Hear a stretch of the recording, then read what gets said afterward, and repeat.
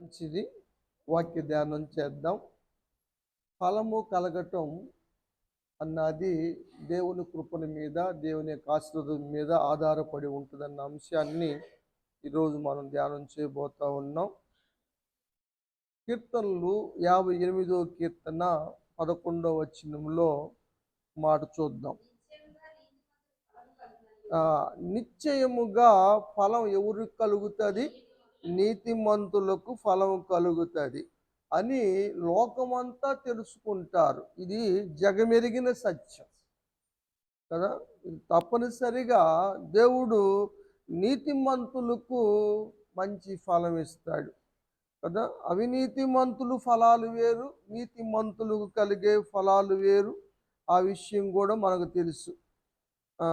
మరి ఈరోజు కూటమి ఏర్పాటు చేసుకున్నటువంటి రాఘవయ్య గారి కుటుంబానికి వారు వేసుకున్న మిరప తోటలకు దేవుడు ఎక్కువ దిగుబడిని అనుగ్రహించును గాక.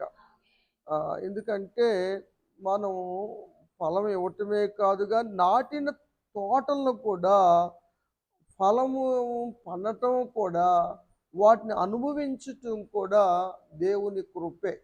దేవుని కృప లేకపోతే మనం వాటిని అనుభవించలేం అన్న విషయం కూడా లేఖనాల్లో చూస్తాం. మొన్న మధ్యకాలంలో చెప్పాను మీకు, ఒక సూచన, ఒక సంవత్సరం అదే పండుతుంది, దానికి అదే, రెండవ కాలంలో అదే పండుతుంది, మూడవ కాలంలో కూడా పండుతుంది. 2 రాజుల గ్రంథంలో 19వ అధ్యాయం 29వ వచ్చిన లాస్ట్లో ద్రాక్ష తోటలు నాటి వాటి ఫలము అనుభవించుదురు. ఇది దేవుని దీవెనే. దేవుని దీవెన లేకపోతే ఫలాలు అనుభవించలేం, అసలు ఫలించవు. దేవుని ఆశీర్వాదం లేక ఫలించవు. ఒకవేళ ఫలించినా మనం అనుభవించే స్థితి కలగకపోవచ్చు. దేవుని కృప ఉంటేనే వాటిని అనుభవించగలం. ఎందుకంటే ఆ పండిన పంట ఆ కౌలు వాళ్ళకి కానీ, లేకపోతే తెచ్చిన పెట్టుబడికి కానీ, కూలి వాళ్ళకి కానీ, మందులకు కానీ, అన్నిటికీ వాటికే సరిపోతుంది. ఇంకా తిన్నాక ఏడుంటుంది? తిన్నదాకా అనుభవించిన దాకా ఏడుంటుంది? కాబట్టి అనుభవించాలి అంటే విస్తారమైన ఫలం కావాలి. విస్తారమైన ఫలం కావాలంటే దేవుని ఆశీర్వాదం ఉంటేనే సాధ్యం అవుతుంది.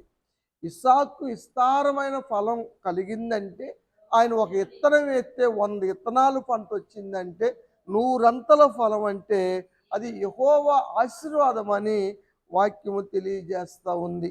కాబట్టి దేవుని యొక్క ఆశీర్వాదం ఉంటేనే ఏ పంటలైనా పండుతాయి. పండిన పంటలు కూడా మనం అనుభవించగలం అన్న సత్యము వాక్య భాగంలో చూస్తాం. ఈ విషయాన్నే కీర్తనలో కూడా ఒక మాట చూద్దాం. 128వ కీర్తన 2వ వచనం. నిశ్చయముగా నీవు నీ చేతుల కష్టార్జితమును అనుభవించదు. మనం కష్టపడతా ఉంటాం కదా, ఉద్యోగాల్లో కానీ, పనుల్లో కానీ, శాలల్లో కానీ, ఏ విషయంలోనూ కానీ ఏ కష్టము చేసినా వచ్చేటువంటి కష్టార్జితం ఉందే, అది మనం అనుభవించాలి.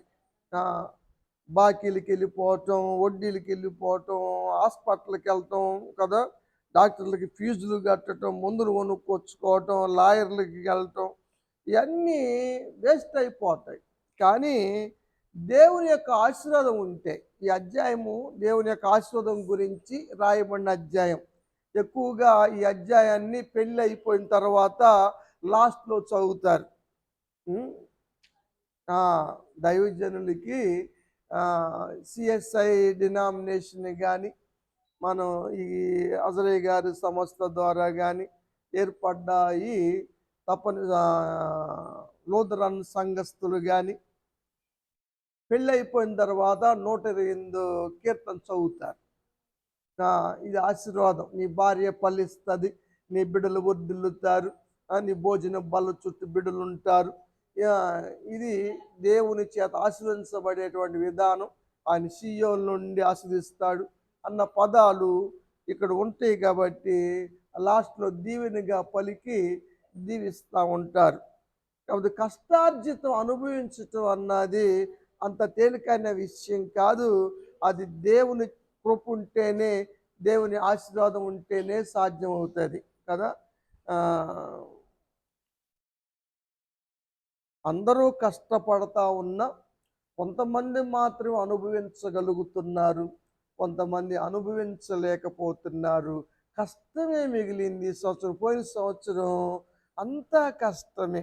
చాకిరి చేశాము కానీ ఫలితం లేదు అన్న సాక్ష్యాలే ఎక్కువగా వింటూ ఉంటాం. కానీ దేవుని కృప ఉంటే, దేవుని యొక్క ఆశీర్వాదం ఉంటే నీ కష్టార్జితాన్ని పరులు పాలు కాదు, నువ్వే అనుభవించేలాగా దేవుడు చేయును గాక.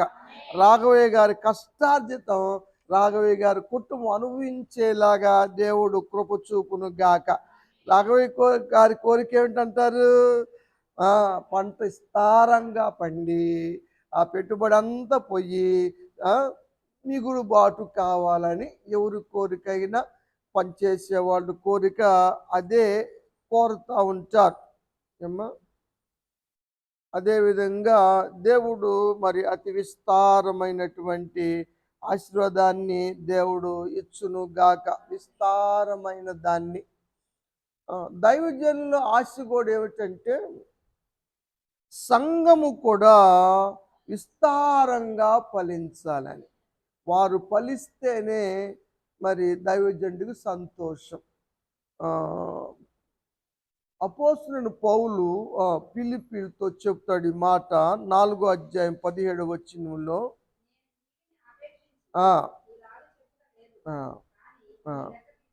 మీ లెక్కకు విస్తార ఫలము కావాలని అపేక్షతో చెబుతున్నాను కానీ దేవుని కృపను బట్టి నాకేం లోటు లేదు, నాకేం తక్కువ చేయలేదు. దేవుని హస్తం కొరచ కాదు నా నా నా పట్ల. దేవుడు నా ప్రతి అవసరములో దేవుడు చేయి చాపుతాడు. కాబట్టి మీ నుంచి నేను ఆశించే విధానం నా దగ్గర లేదు, మీరు పొరబడమాకండి అని పౌలు గారు చెబుతున్నాడు. మరి ఎందుకయ్యా నువ్వు ఈ యొక్క కూటాలు, ఈ ప్రయాసలు, ఈ చెప్పటాలు, ప్రార్థనలు ఎందుకయ్యా అంటే మీరు కూడా బాగుండాలి కదా, అందరూ బాగుండాలి. అది స్లోగన్ కదా, ఇప్పుడున్న స్లోగన్ అదే. కాబట్టి అందరూ బాగుంటేనే, నేనొక్కడే బాగుండాలి అనుకునేది స్వార్థం, అందరూ బాగుండాలి అన్నది మానవత్వం. కాబట్టి అందరూ బాగుండాలి. మీకు కూడా మీరు సంతోషంగా ఉంటే అందరికీ సంతోషంగా ఉంటుంది. మీరు బాధలు పడుతూ ఉంటే మరి నాకు బాధే కదా, నేను పడ్డ ప్రయాస వ్యర్థమైపోతుంది. ఒక గోల్ పెట్టుకొని, ఒక ఉద్దేశం పెట్టుకొని ఇది చేస్తానని చెప్పి మరి నేను చేస్తూ ఉన్నప్పుడు అది సఫలమైనప్పుడు నాకు హ్యాపీ అనిపిస్తుంది. సఫలం కాకపోతే అరే కష్టం, మరి నా ప్రార్థన కూడా వేస్ట్ అయినట్టు అనిపిస్తుంది కదా, ప్రయాస వ్యర్థమైంది కదా. నా ప్రయాస వ్యర్థం కాకూడదని పౌలు గారు పదే పదే చెప్పిన మాటలు మనం చూస్తూ ఉన్నాం. అదేవిధంగా గోపి గారు, పరిమళ గారు కోరిక ఏమిటి? వారికి రావాల్సినటువంటి డబ్బులు వారికి న్యాయంగా అందాలని. లోకంలో ఏం చెబుతారంటే అది నిజంగా మన కష్టార్జితం అయితే, మనం కష్టపడేదైతే, అది మనకు రావాల్సిందైతే, మనకు చెందేదైతే ఎలా అయినా వస్తుంది అది కదా. బంగారాలు దోవలో పోగొట్టుకున్న వాళ్ళకు కూడా దొరికింది కదా. హైమావతి గారు అంతా తాళుబొట్టు వస్తుంది, ఇప్పుడే తాళుబొట్టు పోగొట్టుకుందాం కొట్టుకాడ, వస్తా ప్రార్థనకి వెళ్ళి వచ్చింది, పోతా దొరికింది. అది మక్క కష్టార్జితం, అది ఏడకపోతుంది. దేవుడు భద్రపరచుతుంది.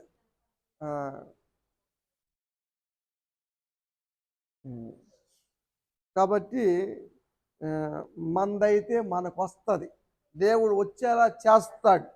మన కష్టము అనే ఒక మాట ఏం చెప్పాలంటే, మన కష్టార్జితం వృధా ఎప్పటికీ పోదు. ఎందుకు? అది దేవుని ఆశీర్వాదం వల్ల మన కష్టార్జితం మళ్ళీ మనకు తిరిగి వస్తుంది. ఆ కష్టార్జితం మనం పొందుకోగలుగుతాం.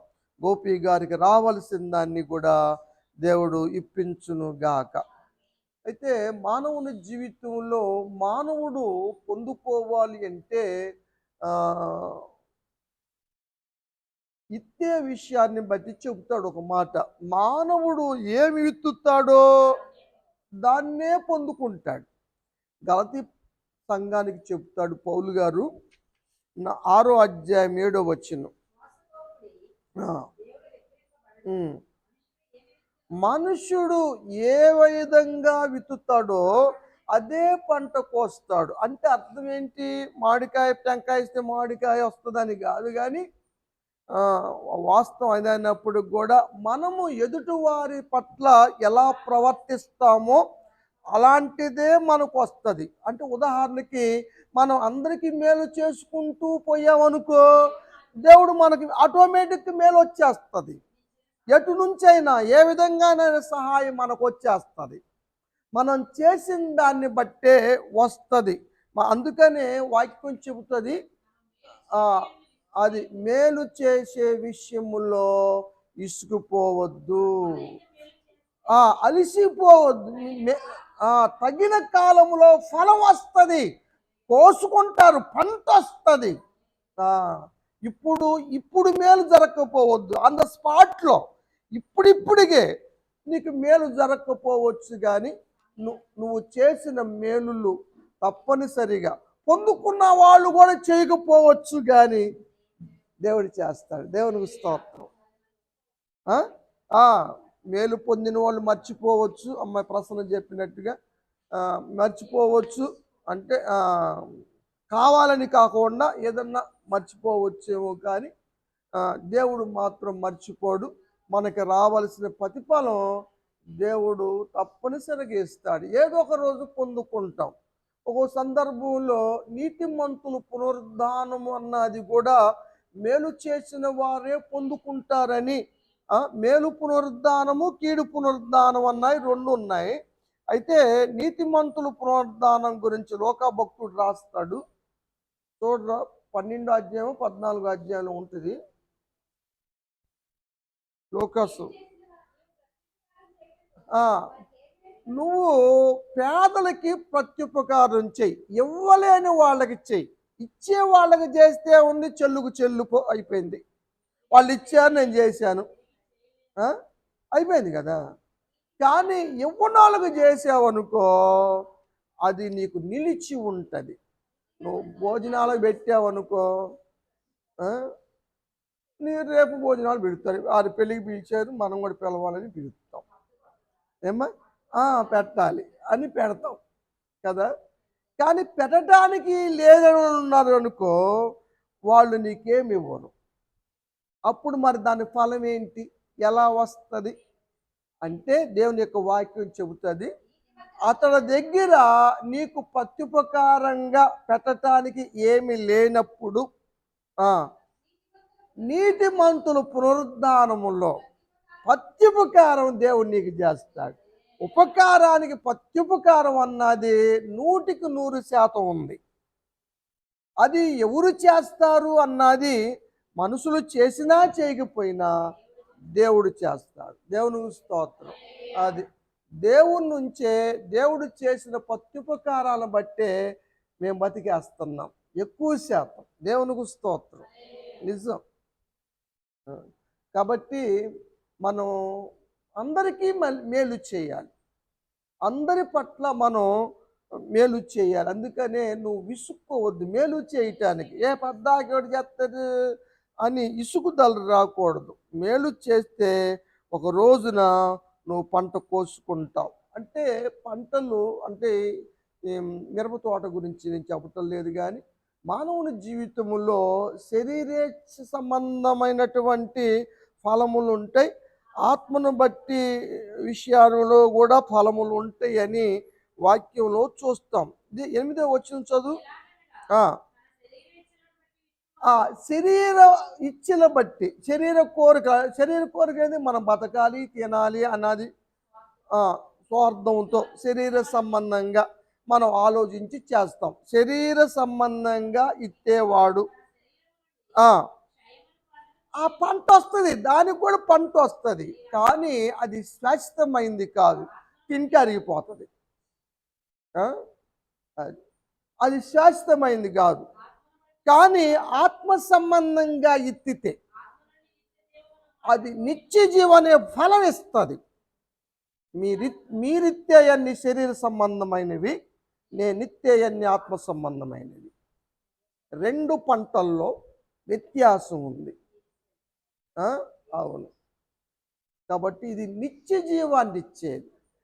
నేను అందుకనే మనం అందరం ఐదువారిలో కలిసి ఉండటం కాదు నేను కోరుకునేది, మనం అందరం పరలోకంలో కలిసి ఉండాలి అన్నదే నా యొక్క వాంఛ అన్నమాట, నా కోరిక. ఎప్పుడు అదే చేస్తా నేను.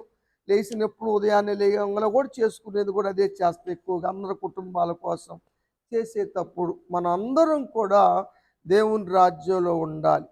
ఎందుకంటే ప్రతి ఒక్కరికి ప్రవర్తన ఫలం కూడా ఉంటుంది. క్రియల ఫలం అది, ప్రవర్తన ఫలం అది, మారు మనసుకు తగిన ఫలం అది. దేని ఫలాలు దానికి, అవన్నీ కూడా దేవుడు ఇస్తాడు. యేసు ప్రభువు చెప్తారు, మత్తయి గారు రాశారు, మత్తయి సువార్త 16వ అధ్యాయము 27వ వచనంలో ఈ వాక్య భాగం చూస్తాం. ఇది రెండో రాకడ సమయం గురించి చెప్పిన మాట. ఎవరి క్రియల చొప్పున వానికి ఫలం ఇచ్చును. నువ్వు మంచి చేస్తే మంచి ఫలమే పొందుకుంటావు, కీడు చేస్తే కీడు ఫలమే వస్తుంది. కాబట్టి నువ్వు చేసేదాన్ని బట్టి ఇదన్నమాట, మానవుడు ఇచ్చిన దాన్ని పొందుకుంటాడన్న దానికి అర్థము ఇది, అది కాదు. దేవుడు ఎక్కిరించబడడు. మనుష్యుడా నువ్వేమెత్తుతావో అదే పొందుకుంటావంటే ఇదన్నమాట, మనం చేసిన క్రియలకు తగినటువంటి ఫలము. మంచి చెట్టు ఎప్పుడూ మంచి ఫలాలే ఇస్తుంది, కాని ఫలములు పొరపాటును ఫలించదు. ఎందుకంటే దాని ఇత్తనమే మంచి ఇత్తనం. అరే మీ ఇత్తనం మంచిది కాదు అని తిడతా ఉంటారు పెద్దోళ్ళు. మీ ఇత్తనం మంచి ఇత్తనం అనుకున్నావా మీరు?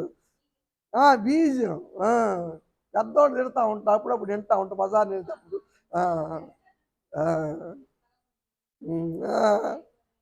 అంటారు, నిజం, పెద్దోళ్ళు అంటారు.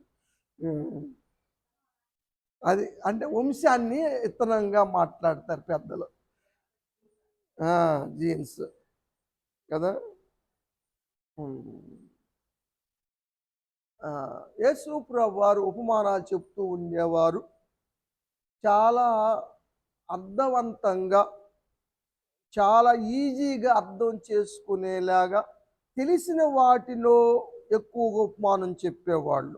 వ్యవసాయ విషయంలో కానీ. మత్తయి సువార్తలో ఒక ఉపమానం చూద్దాం మనం, 13వ అధ్యాయం 27 చదువమ్మ.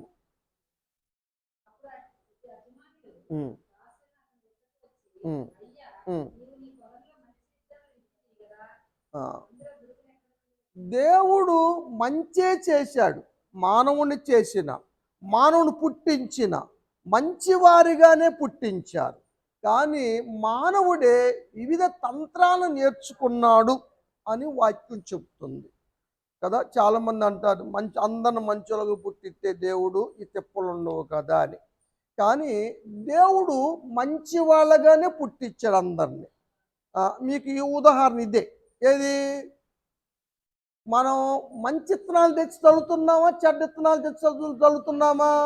మంచి ఇత్తనాలు చల్లుతున్నాం. మధ్యలో కలుపు మొక్కలు ఏడ నుంచి వస్తున్నాయి? వేరే విత్తనాలు ఎక్కడి నుంచి వస్తున్నాయి? వేరే మొక్కలు ఏడ నుంచి వచ్చినట్టు చెప్పండి మీరు అంటే ఒకడు ఉండాడు, ఇంకోడు దుష్టుడు.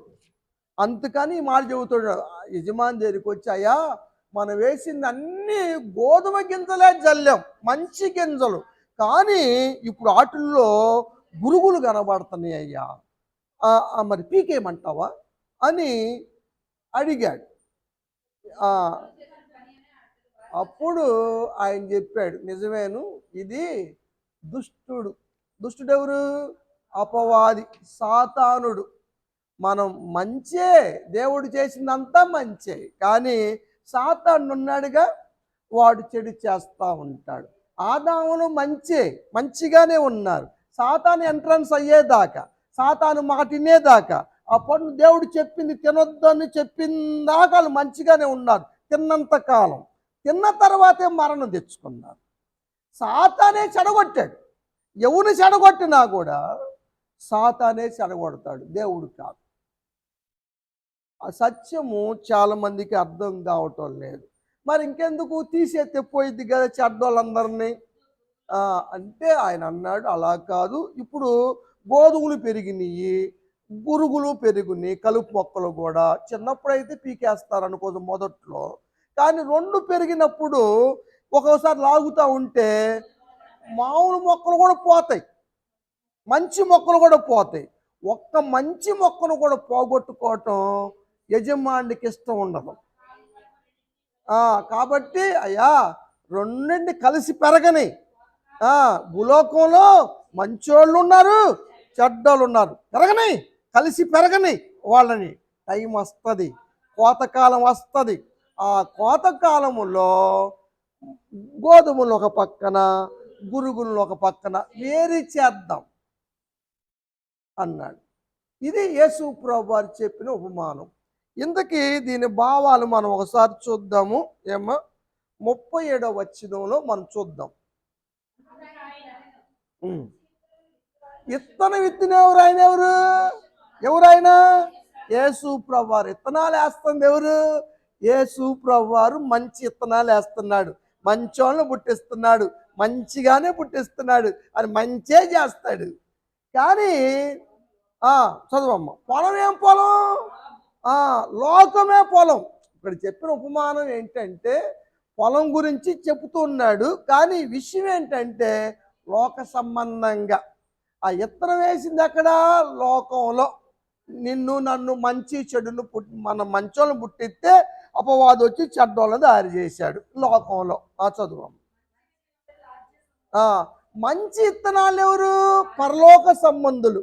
రాజ్యం అంటే ఏ రాజ్యం? దుష్టు ఈ గురుగులు ఉన్నాయే, అడు సాతాను బ్యాచ్. వీటి చేసినోడు అపవాది. సాతాను సంబంధులు కొందరు, దేవుని సంబంధులు కొందరు పొలంలో ఉన్నారు. పొలం అంటే లోకంలో. లోకంలో ఎవరున్నారు? దేవుని బిడ్డలు ఉన్నారు, సాతాను గడి బిడ్డలు ఉన్నారు. ఇద్దరు ఉన్నారు. ఇద్దరు గుళ్ళకి వస్తారు, ఇద్దరు ప్రార్థనలకు వెళ్తారు, ఇద్దరు ప్రార్థన చేస్తారు, ఇద్దరు ఏడకైనా వెళ్తారు. సంఘం కూడా, పొలం అంటే సంఘం కూడా అందరూ ఉంటారు కదా. మంచి వాక్యం చెబుతుంటే నిద్ర వస్తుందంటే ఎందుకు వస్తుంది? వాడు వచ్చి కూర్చోబట్టి. ఇత్తనాలు ఎత్తుకెళ్ళేది ఆడే. చదువమ్మ. కోత ఏంటి? ఇక అయిపోయింది, పంట అయిపోయింది అనమాట. అప్పుడు కోత అంటే ఈ యుగ సమాప్తి, దేవుడు రాకడ వచ్చేసా. కోత కోసేది ఎవరు? యశోద ముఠా వాళ్ళు కదా. దేవదూతలు. కోత దేవదూతలు అంటే దేవదూతలు వచ్చి మంచోళ్ళని చెడ్డోళ్ళని వేరు చేస్తారు. చేపలైనా అంతే, ముళ్ళాటిని ఒక పక్కన, మంచి వాటిని ఒక పక్కన లాగుతాడు కదా. అవన్నీ ఉపమానం చెప్పాడు యేసు ప్రభువు. అప్పుడు వేరు చేస్తారు. వేరు చేసిన తర్వాత మంచి వాటిని ఆయన కొట్లో, ఏమన్నా కొట్టు పరలోకంలో వేసుకుంటాడు మంచోళ్ళని. గోధుమ గింజలు, మనం గింజలు కదా. ఈ పనికి మాలినటువంటి దుష్టుల సంబంధులు, సాతాను సంబంధులు అపవాదికి వాడి సంబంధులకి ఏర్పరచబడినటువంటి అగ్నిగుండంలో పడేస్తారు. కానీ కలిసి పెరుగుతారు, కలిసే ఉంటారు. కానీ లాస్ట్లో సమాప్తం అప్పుడు, పంట కోసేటప్పుడు, దేవుని రాకడ సమయంలో, ఈ యుగ సమాప్తప్పుడు వేరుపరచబడతారు ఆ విత్తనం. ఆ విధంగా దేవుడు ఈ పంట పొలాన్ని తీసుకొని, పంట విత్తనాలను తీసుకొని పరలోక సువార్త చెప్పాడు. అర్థమైందా? అంటే చాలా విపులంగా యేసు ప్రభు. ఎందుకంటే అక్కడ ఉన్న వాళ్ళందరూ కూడా వ్యవసాయం తెలిసిన వాళ్ళు, పంటలు తెలిసిన వాళ్ళు. దాని మీద అర్థవంతంగా అవటం కోసం యేసు ప్రభువారు ఈ ఉపమానాన్ని చెప్పారు. కాబట్టి దేవుని ఆశీర్వాదం మన జీవితాల్లో చాలా శ్రేష్టమైంది. ఆ విషయాన్ని మనం చూస్తూ ఉన్నాం. పంటలు పండాలన్నా కూడా, మామూలు పంటలు పండాలన్నా కూడా దేవుని కృప ఉంటేనే పండుతాయి. ఎందుకంటే వాతావరణం అనుకూలంగా ఉండాలి కదా. ఇప్పుడు వాయుగుండం పడింది, అటుకెళ్ళి వర్షాలు పడుతున్నాయి, దాన్ని కూడా పంపించేయమంటుంది మా అమ్మాయి. మా పద్మ ఊరుకోదు ఇప్పుడు. రాత్రి చెప్పింది, పొద్దున్నే వాన రావడానికి వీల్లేదు పాస్టర్ గారు.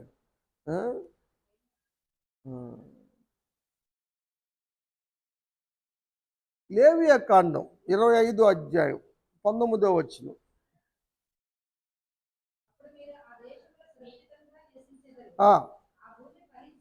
భూమి ఫలించది. అది దేవుని ఆశీర్వాదం ఉంటే మనం క్షేమంగా ఉంటాం, మన భూమి ఫలిస్తుంది, మనం తృప్తిగా తినగలుగుతాం, సురక్షితంగా ఉంటాం. ఈ దీవెన మరి సంఘ బిడ్డలందరికీ, మరి ఈరోజు మరి కూటమి ఏర్పాటు చేసుకున్న రాఘవ్యారు కుటుంబానికి వారి పొలము ఫలించి వారు సమృద్ధిగా భుజించి క్షేమముగాను సురక్షితముగాను ఉండునట్లుగా దేవుడు దీవించునుగాక.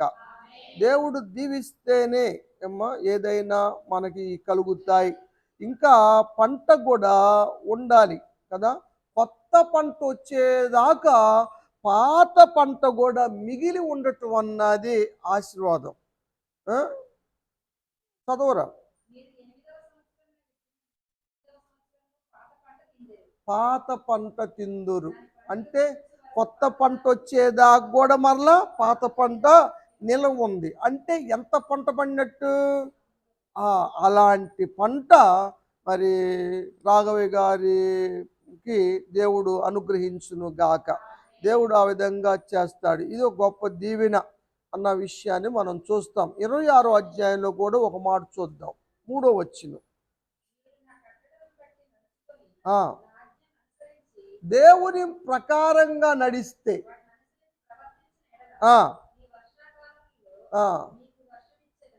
వర్షములో తొలకరి వర్షం అంటే దున్నుకుంటానికి, నారు మళ్ళు పోసుకుంటానికి, నారు పెరగటానికి, అంతేగాని పంట పండింది కొట్టుకుపోవటానికి కాదు. ఏ కాలములో ఆ కాలములో కావలసిన రీతిగా పంటకి ఏదైతే కావాలో ఆ విధంగా దేవుడు వర్షాలు కురిపిస్తాడు, ఆజ్ఞలు పాటిస్తే. కానీ ఎవరు పాటిస్తున్నారు? అసలు ప్రకృతే మారిపోయింది కదా. ప్రకృతి మారిపోయింది. సూర్యుడికి కూడా అదృశ్యం అయ్యే రోజు వచ్చేసింది అని శాస్త్రవేత్తలు చెప్తున్నారు.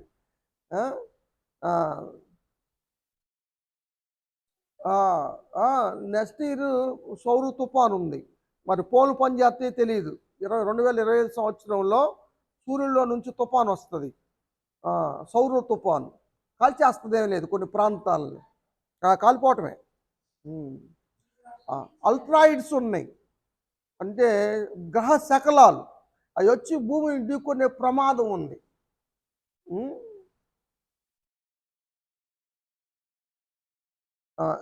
అందుకే 2025 సంవత్సరం చాలా ప్రమాదకరమైన సంవత్సరం, చాలా భయంకరమైనటువంటి ప్రకృతి శక్తులు ప్రజ్వలిల్లే సంవత్సరం. సరే, వర్షము వచ్చు ఇచ్చేదను. మీ దేవుడు వర్షం ఇచ్చి కావాల్సిన ఇస్తే భూమి ఏం చేస్తుంది? పంటనిచ్చును. మీ పొలములోని నాటిన చెట్లు కూడా ఫలించును.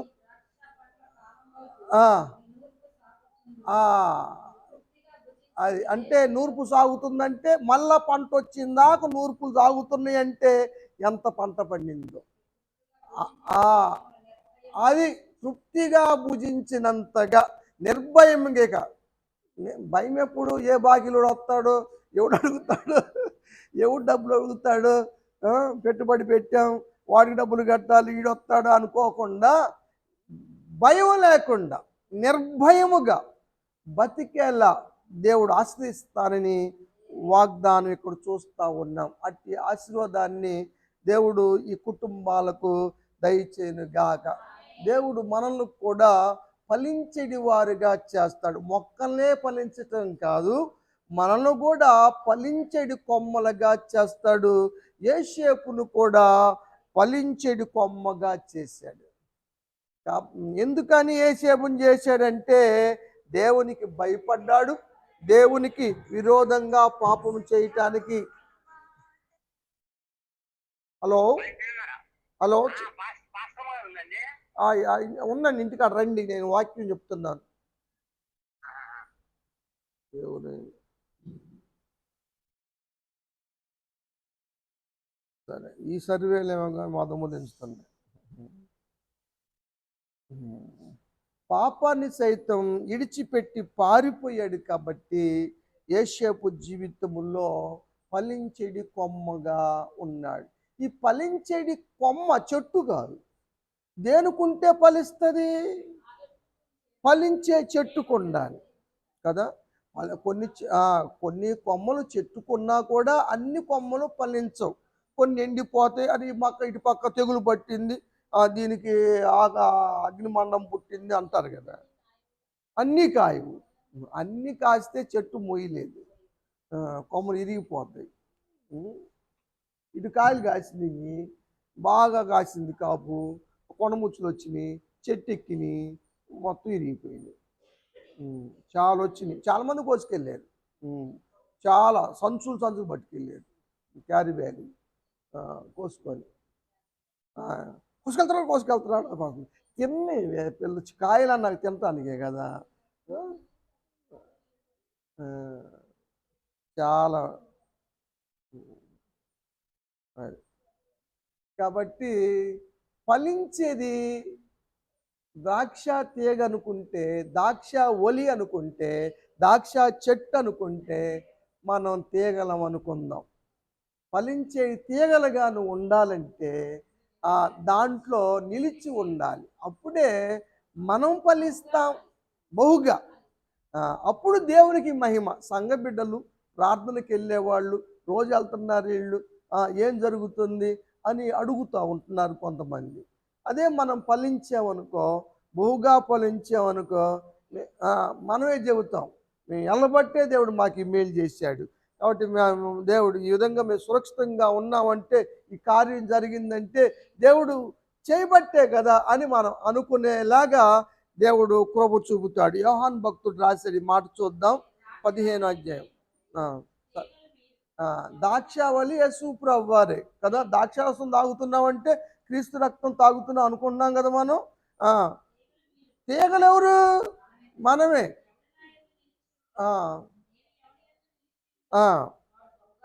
బహుగా ఫలిస్తుంది. నిలిచి ఉంటే, నిలకపోతే, దేవునికి వేరుగా ఉంటే, చెట్టుకి ఏరుగా ఉన్న కొమ్మ ఫలిస్తుందా?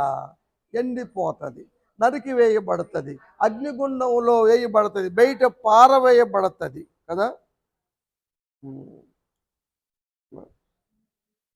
ఎబ్రీ పత్రిక టైం అయిందిరా, 6వ అధ్యాయం 7వ వచనం.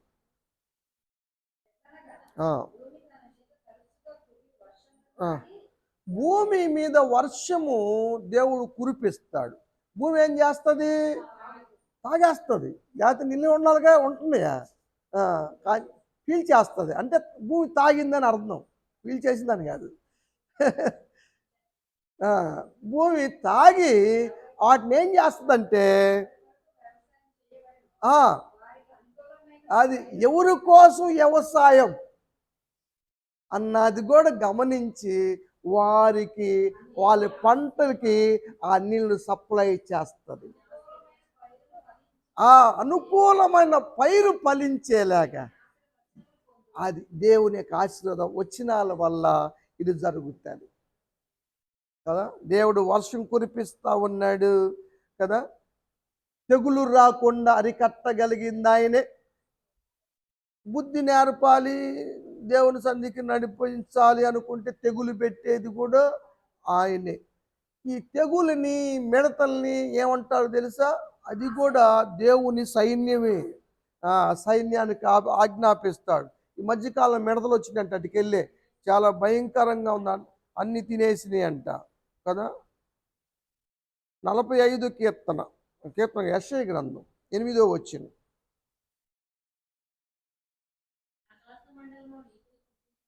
ఆ, ఉమ్, ఆ, ఆ, ఆ, ఆ.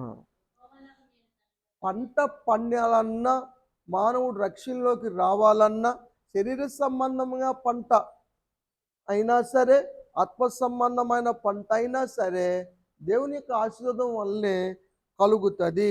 లేకపోతే క్షేమము, కరువు కలుగుతుంది. హగ్గయి గ్రంథంలో కూడా ఒక మాట చూద్దాం. 1వ అధ్యాయం 11వ వచనం. ఆ, ఆ, ఆ, ఆ, ఉమ్, ఉమ్, ఉమ్,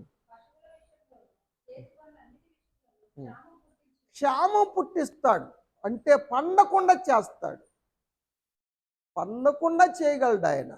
ఎందుకంటే అందుకనే నాకు వేరుగా ఉండి ఏమి చేయలేరు. కాబట్టి దేవునికి మనం ఎప్పుడు వేరుగా ఉండకూడదు ఏమ్మా.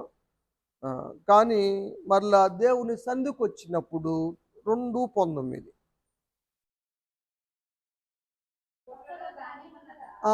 మరి క్షేమం ఉన్నప్పుడు ఎందుకు ఉంటుంది ధాన్యం పొట్టుల్లో? ఉండదు. ఏ చెట్లు ఫలించాల, ఏ ఫలించవు. కానీ ఇది మొదలుకొని నేను ఆస్వాదిస్తాను. దేవుడు ఈ క్షణము, దేవుడు రాఘవయ్య గారి కుటుంబాన్ని ఆస్వాదించునుగాక, వారి పొలాన్ని ఆస్వాదించునుగాక. అదేవిధంగా గోపి గారి యొక్క పార్ట్నర్తో మాట్లాడి డబ్బులు ఇప్పించేలాగా చేయనుగాక. దేవుడు వారి కష్టార్జితాన్ని వారు అనుభవించేలాగా దీవించునుగాక. ఆమేన్.